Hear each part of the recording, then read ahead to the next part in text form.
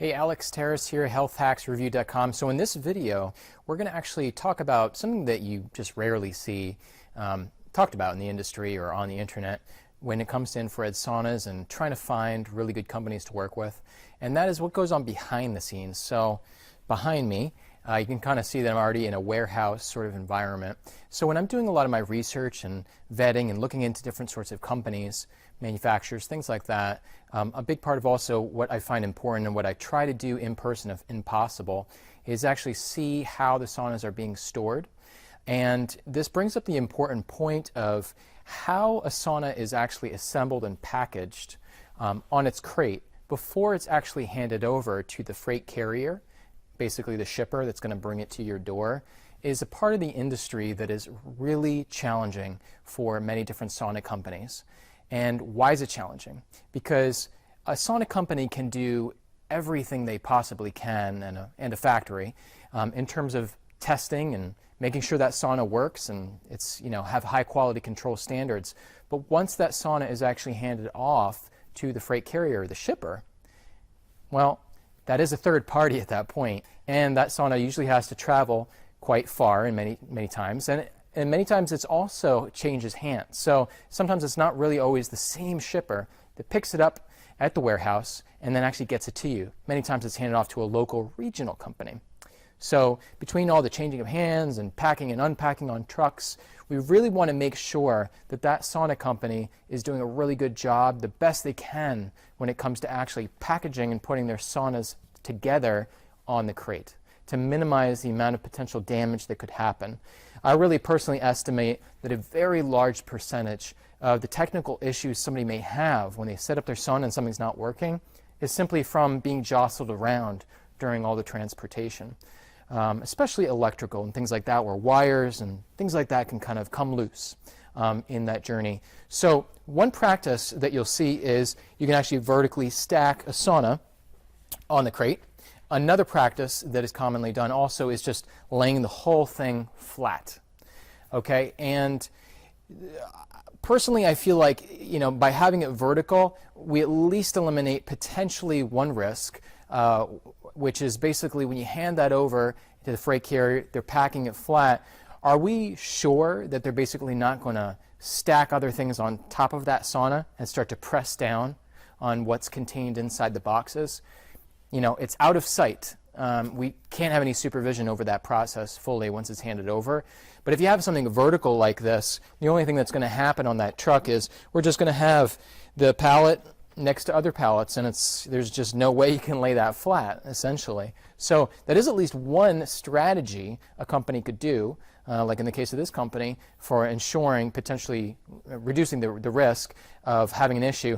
I mean, even to the point where, honestly, I've had different consumers out there send me pictures of how the freight carrier, the shipper, actually put the sauna on their doorstep or outside or by the garage, and it's just laying flat in the dirt, and it's raining. So this is, that they're going to unload this off the truck, and it's definitely going to be vertical the whole time. And it's not going to topple over as well. Sometimes you might find a shipper that just leans your sauna up against the side of the home, or anyways, it's again another way of reducing that. So in the case of this company, I like what they're doing here. So one thing that I look at is what's the actual size of the pallet itself. So you got obviously a little bit of extra here, and that extra, of course, is going to make it more stable so it won't topple over. And for sure, I mean, there's definitely companies that will just try to save a little bit of money, and they'll just have a crate that's actually going to just be a little bit shorter, and yeah, that'll make it a little bit more unstable. I mean, this is a heavy sauna. So it's a little bit of a wider base. That's one thing I like to see. And then obviously you can see here too that this is just some basic particle board, and this is on the outside, but it's actually sandwiching. You can actually see it on here. Let's over here. So we got the front sandwiching, the front protecting the box. We got it on the back side as well, and then we have it on the sides, all sides of the box. Many companies do not do that. Period. Just very simple. It's just, again, just less labor, to not protect all the sides. And so when we look at, well, what happens in these saunas where you see these big punctures that can happen inside the box that can break things inside, and believe me, that absolutely does happen, you know, semi-often. I've heard reports and I've seen the pictures, and that's usually from a truck, pitchfork truck. So basically is, you know, as they're going up and down and moving around the factory floor, you know, potentially a puncture could happen. That's what we're really trying to watch out for here, and why we have this extra layer here is just to reduce the chance that this box is going to be punctured by something in the warehouse when it's being moved around or moved off the truck, on the trucks, if it's changing hands. So again, all sides around there. And then in the case of this side, this is also pretty unique. So again, we have a thick board bolting onto the side of the particle board, and then this is bolted down into the side of the actual crate itself. So that's basically going to be there as an extra measure to make sure that this is not going to topple over. I mean, there's just no way, and that's going to basically fall over. And a big part of that is this piece right here. So again, very few companies are actually doing that. They're just kind of relying more on these right here to actually keep it from topping over. But again, they don't always have the widest base as well. So you can very much see how changing hands and all the movement that's going to happen even on a truck, that something could fall over. And heck, it could fall over and land onto another box. So I like what's being done here, and this is just, again, another aspect. It's not talked about in the industry a lot, where you want to evaluate what's the risk, essentially, the risk assessment that when I buy a sauna, it's going to get to me and not have any issues that may pop up even months down the road. So if you have any questions about, you know, storage, things like that, shipping companies, you know, which companies are using what types of ship carriers, what's the quality control standards, you know, if they're checking this on the factory floor. These are kind of, again, behind the scenes sort of aspects of doing research, how they're actually packing the saunas. And one last point I'll bring up before I forget, too, is, again, a nice practice that I like to see, that I saw with this brand, is, you know, some companies will actually give you a picture before the sauna is sent, or at least be taking pictures that you can ask for, showing you your personal sauna with your serial number, and, you know, here is your sauna packed up, everything is fine with the crate.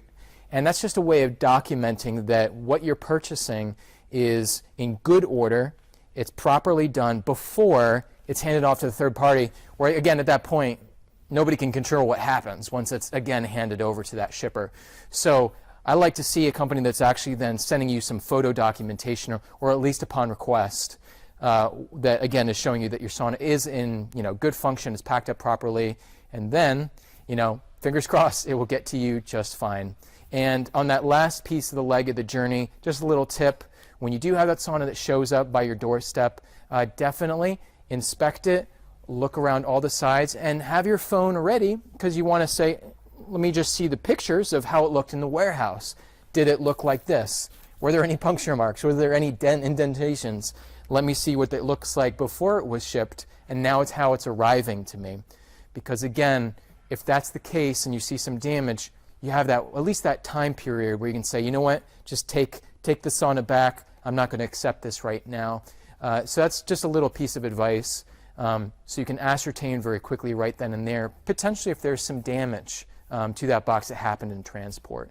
So if you have any questions about just kind of behind the scenes, and if you have any companies that you're evaluating and you just want to, again, get some information on what I've seen, maybe on the warehouse level, you know, about what they're doing in terms of their practices and quality control. I've definitely done all that research. Happy to help. You can find me on healthhacksreview.com.